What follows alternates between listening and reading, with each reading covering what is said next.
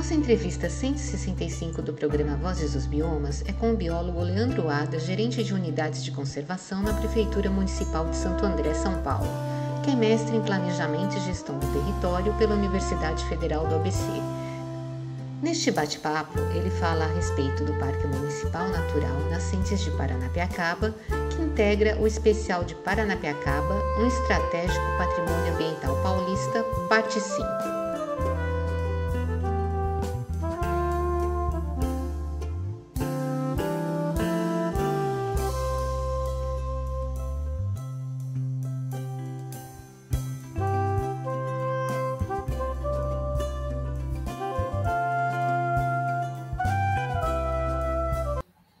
Leandro, obrigada pela participação no programa Vozes dos Biomas.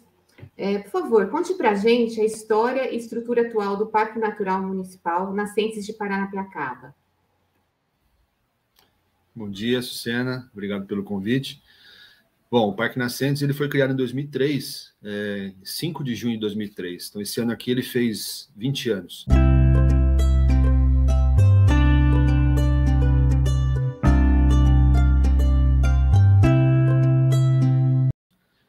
E ele foi criado num contexto de uma subprefeitura que tinha sido criada à época. Ela foi criada para fazer a gestão da Vila de Paranapiacaba.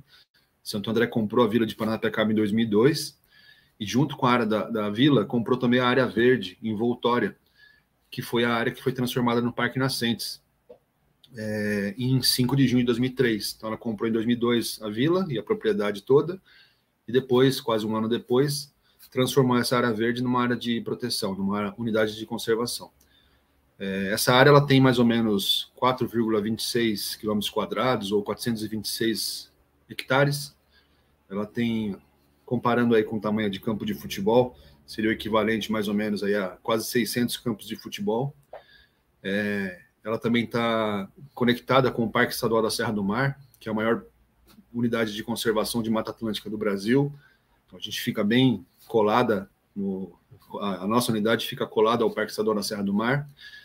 E hoje nós contamos com uma estrutura de trabalho, com mais ou menos uma equipe atuante aí de mais ou menos 15 funcionários, que se divide entre fazer a gestão, fazer a manutenção, fazer a fiscalização, o incentivo à pesquisa científica, controle de uso público, tudo isso com essa equipe de mais ou menos 15 servidores de Santo André.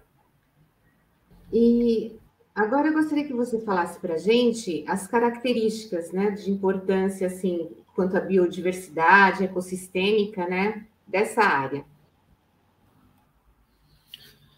Bom, o Parque Nascentes ele está no contexto do bioma da Mata Atlântica, né? Então é um bioma ameaçado por vários motivos. Nós temos aí um hotspot de biodiversidade. Lembrando que hotspot, esse conceito de hotspot, ele diz respeito tanto a alta presença de biodiversidade, quanto também a ameaça, né? Quando você tem essas duas coisas juntas, nós temos os hotspots definidos no mundo inteiro, são 35 hotspots no mundo inteiro, e a Mata Atlântica e o Cerrado no Brasil são 2 hotspots que nós temos, pela grande diversidade, de biodiversidade, como eu falei, e também pela ameaça, né, pela ocupação descontrolada do bioma. Nós temos vários tombamentos também envolvidos aí. Então, nós temos o Parque Nascentes, né? A Vila de Paranapiacaba é tombada em 3 níveis pelos patrimônios, os órgãos de preservação do patrimônio histórico e cultural. O Parque Nascentes ele é envolvido em 2 tombamentos: o estadual, que é o Condefat, e o Condefapasa, que é o municipal. Nós também fazemos parte das reservas da biosfera do Cinturão Verde da cidade de São Paulo e da Mata Atlântica. São 2 reservas da biosfera. Também temos o título de posto avançado da Reserva da Biosfera de Mata Atlântica, esse título foi dado em 2019,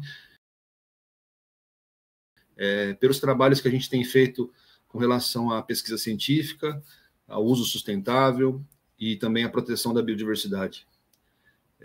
Nós temos também conectado com o Parque Nascentes uma outra unidade de conservação bastante importante, não é o Parque Nascentes, mas eu sempre lembro de falar, que é a Reserva Biológica do Alto da Serra de Paranapiacaba, que está conectada também no Parque Estadual da Serra do Mar. E essa reserva, ela pode ser considerada a mais antiga da América Latina, em termos de pesquisa científica.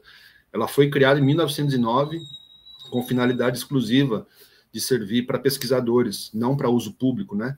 O Parque do Itatiaia, que é de 1937, por exemplo, ele foi criado um pouco depois, mas com finalidade também de uso público, de conservação e de uso público.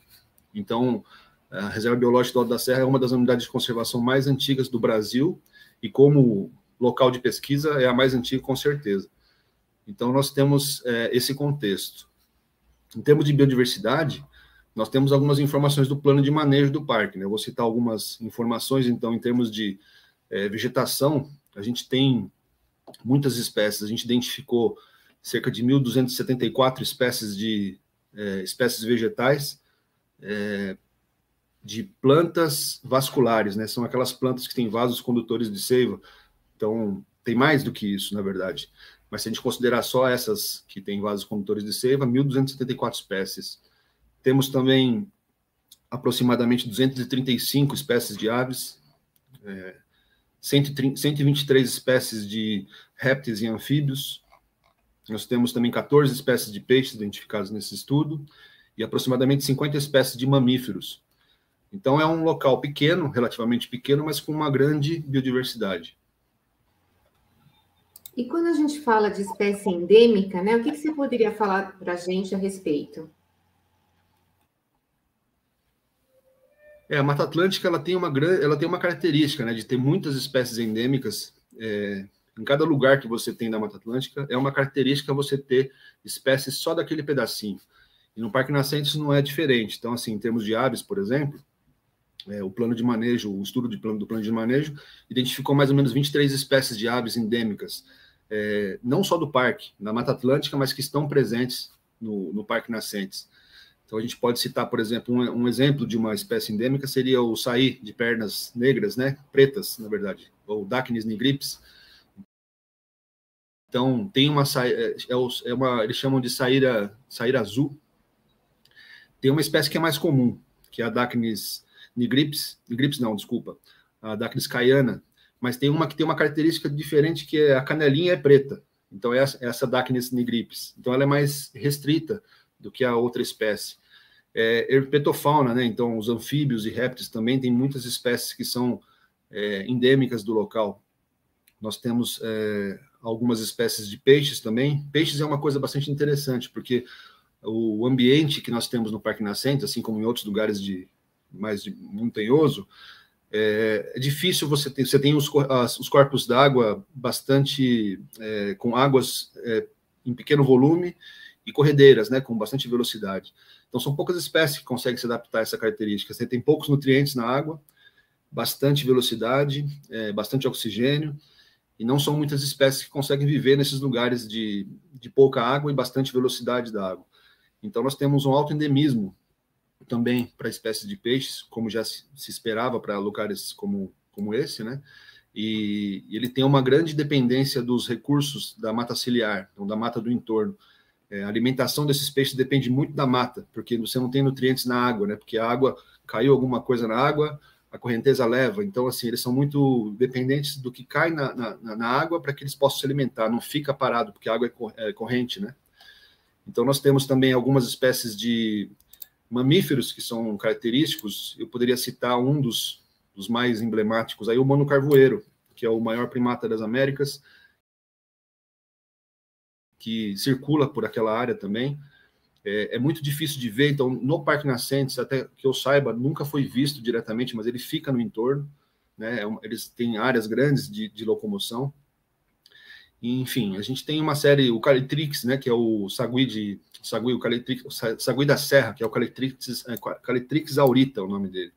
Ele é um primata endêmico da Mata Atlântica, que também ocorre no Parque Nascentes. Ele é muito parecido com aquele saguizinho de tufo branco, que a gente conhece bastante, mas o sagui de tufo branco ele não é nativo dessa região, ele é do Nordeste. Então, ele é bem parecido, mas não é o mesmo. E inclusive esse de tufo branco acaba sendo um competidor com essa espécie nativa. Então, as pessoas compram esses saguis, eles acabam escapando, eles soltam por dó. Vou soltar o bichinho na natureza. E aí esse sagui de tufo branco acaba se adaptando tão bem que acaba atrapalhando a espécie nativa, que no nosso caso é o sagui da serra. Então, Enfim, são as coisas que a gente faz sem saber e que acaba atrapalhando a conservação. Não é só a derrubada da floresta que prejudica a floresta, né? As espécies nativas. A soltura de espécies consideradas exóticas e invasoras também atrapalha bastante a conservação de espécies. Então, em resumo, a gente tem um ambiente bastante propício para que essas espécies endêmicas continuem sobrevivendo, e como para a Mata Atlântica como um todo, nós temos muitas espécies endêmicas vivendo lá no Parque Nascentes. Com relação à questão da visitação, né, que tem o plano de manejo, né, plano de contingência também, como é que se dá, né, esse processo, que a gente sabe que também tem o turismo de base comunitária? Gostaria que você contasse para a gente. O turismo de base comunitária, eu não sei se eu não classificaria como um turismo de base comunitária, porque assim, apesar do pessoal falar desse termo, nós temos um turismo sustentável, onde a gente prioriza os moradores da microrregião para a operação desses passeios, né? A prefeitura tem desde 2003, na verdade, desde antes de 2003. Em 2002, nós fizemos o primeiro curso de formação de monitores ambientais e sempre priorizamos a participação da comunidade local nas atividades econômicas no parque. Então, isso é uma coisa. O turismo de base comunitária, eu entendo que seja um pouco mais aquele tipo de turismo que a própria comunidade se organiza para oferecer, principalmente em lugares onde você tem populações tradicionais, os quilombolas, indígenas, enfim. Não é o caso de Paranapiacaba. Pode ser que um dia a gente tenha isso, a própria comunidade se organizando ao ponto da gente ter o turismo sendo organizado pela comunidade. Ainda não é isso que nós temos na vila, pode ser que um dia tenhamos. Então, eu entendo que seja mais um turismo sustentável, onde a gente consegue priorizar as pessoas que moram no entorno. Hoje nós temos 40 monitores ambientais na ativa, trabalhando no Parque Nascentes, são credenciados no Parque Nascentes. Se a gente lembrar que a gente tem cerca de 900 moradores, ou pouco menos que isso, mas esses números são do censo de 2010, né? 900 e poucos moradores, 40 pessoas, 40 monitores trabalhando no Parque Nascentes, vivendo disso, e a gente está agora, nesse momento, credenciando mais talvez até 18 monitores ambientais que vivem ali na vila ou no entorno.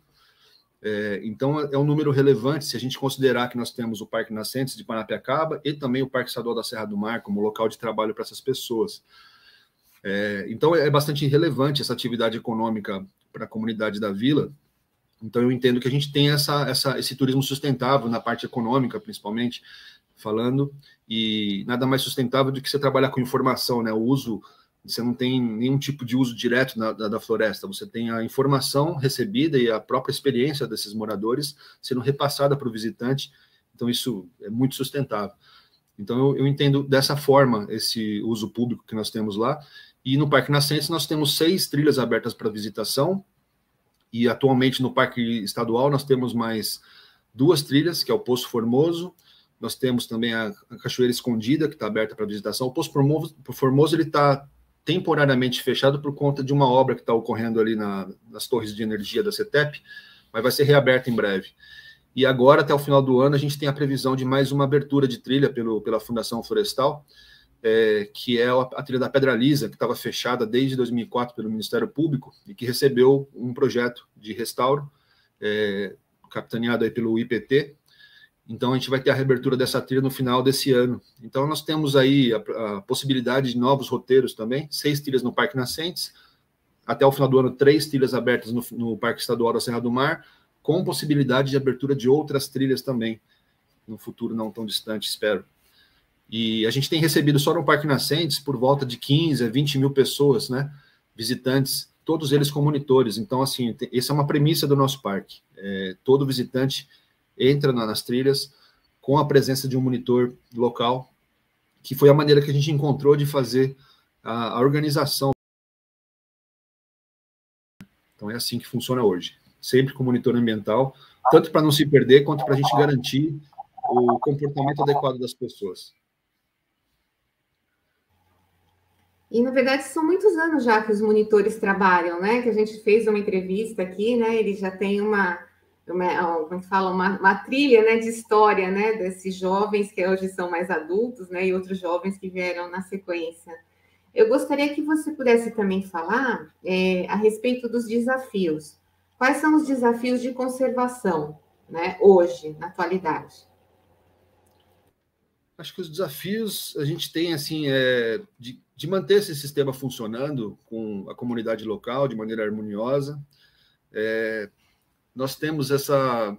Eu acho que é muito importante também falar, é uma coisa mais externa, que não depende tanto do Parque Nascentes, mas a diminuição de desigualdade social é muito importante também. A gente fala muito de fazer fiscalização, mas a gente percebe que muitas pessoas acabam se utilizando dessas áreas tanto para subsistência, então, hoje é bem menor, mas já teve muita caça, a gente já teve problemas com extração de espécies como o palmito, jussara, aquela espécie de palmeira, que é uma chamada guaricanga, que é uma espécie que até hoje é explorada, porque as folhas dessa palmeira, ela é vendida para floriculturas, para fazer aquelas coroas que eles usam nos velórios.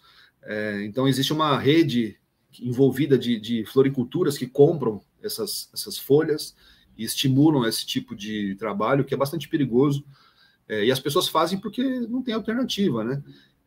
Até mesmo a ocupação irregular do manancial. Então, problema de moradia, nós temos um problema de moradia que não é de hoje. Então, nós temos o problema de educação também, a educação de qualidade, para as pessoas entenderem o que é a importância da natureza, de você preservar essas áreas. E temos também opções de lazer. Então, muitas pessoas se aventuram em locais bastante bonitos, né, e relevantes do ponto de vista de beleza cênica, nessa região e em outras também. Muito por causa de falta de lazer. Então, você não tem, por exemplo, uma piscina pública perto do seu bairro, você vai se aventurar aí nos rios da região. Então, a gente tem que pensar também na desigualdade social como um fator que prejudica a conservação de áreas como a nossa. Tem também a parte de que modelo de sociedade a gente está querendo para o futuro. Então, nós temos aí que sensibilizar as pessoas para que elas entendam por que a gente precisa de uma área de proteção dos mananciais, por que a gente precisa de uma unidade de conservação, e também as legislações que a sociedade produz e que permitem, muitas vezes, a ocupação do território com atividades econômicas que não são compatíveis com essas proteções que a gente está falando.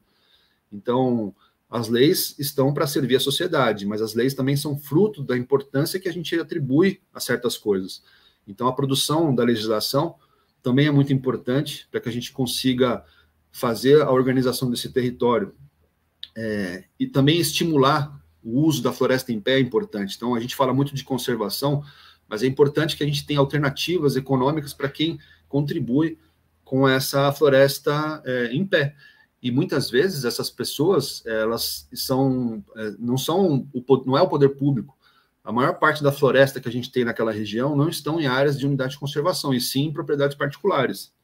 Então, o quão disposto ou dispostos estamos a dividir essa conta com quem está ajudando a proteger a floresta? A sociedade tem que pensar nisso.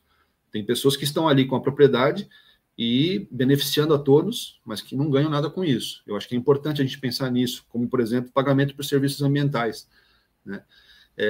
Temos também que inibir a caça, a retirada de espécies vegetais, isso é meio óbvio, coibir o uso irregular das áreas para uso público, as áreas não permitidas para uso público. E eu acho que uma coisa bastante relevante também é você pensar em aumentar e conectar essas áreas protegidas dessa região. Então, a gente precisa pensar em como a gente consegue aumentar esse corredor verde, dando as devidas garantias, como eu falei, muitas pessoas que estão ali, muitas propriedades que estão ali no entorno, que fazem parte desse corredor, elas não estão tendo nenhum tipo de benefício econômico. Então, a gente precisa pensar nessas alternativas também. Não só a conservação pela conservação, e a pessoa que tem aquela responsabilidade por cuidar daquela área fica com todo o ônus, né? Então, a gente tem que, enquanto sociedade, pensar em todas essas alternativas, redução da desigualdade social, em como contribuir com essas pessoas que colaboram com a conservação também, e manter essas áreas protegidas que já foram criadas para essa finalidade, para que a gente consiga, ao longo do tempo, melhorar a qualidade desses ambientes e garantir os serviços e ecossistemas que eles prestam, né? A gente está chegando nos momentos finais e eu gostaria que você falasse de alguma coisa assim que, mesmo você tendo essa experiência do dia a dia, nunca se cansa de ver, né? O que te estimula, né, a estar, enfim, ajudando na conservação, né, do parque? Acho que quando a gente começa a trabalhar com o meio ambiente, todos os profissionais envolvidos com o meio ambiente, acho que eles já são apaixonados por natureza, né? Mas aquele local, ele é bastante mágico, assim, a gente não se cansa de ir trabalhar. Eu estou há 20 anos lá trabalhando, toda vez que eu chego na vila, mesmo com dias de neblina, dias de chuva, ou dias de tempo aberto, a beleza daquele lugar é fantástica, né? O envolvimento que a gente tem com os moradores também, a gente está sempre ali conversando, a gente tem muitos amigos ali também, então, assim, saber que a gente faz parte disso, que a gente pode contribuir de alguma forma, é uma coisa que motiva a gente sempre, né? Não só eu, todos os colegas que estão ali trabalhando junto. Então, a gente se envolve por conta disso. Acho que pela beleza do local, por saber que aquele local é muito importante e pelas relações que a gente tem com aquele lugar e com as pessoas que estão ali, né? Isso é uma coisa que sempre motiva a gente, não cansa, e faz com que a gente não se canse de trabalhar com isso. Gratidão, Leandro. Até uma próxima. Obrigado.